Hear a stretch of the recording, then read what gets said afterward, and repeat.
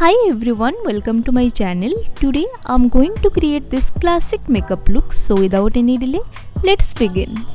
I am taking here a pea-sized amount of foundation, then blending it out with the help of a makeup sponge. Applying concealer under my eyes and around the spots that I have got.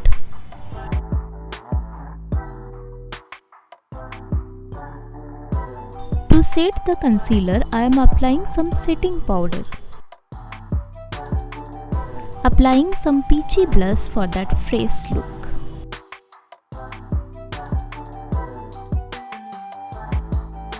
Today I want to create a winged eyeliner look, and to achieve this look I am using a liquid eyeliner.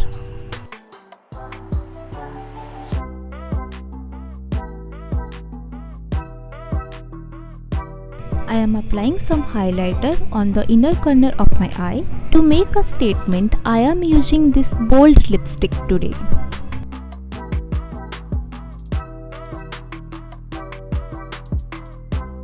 This is the look guys. If you like this video, then don't forget to like, share and subscribe. See you soon. Bye.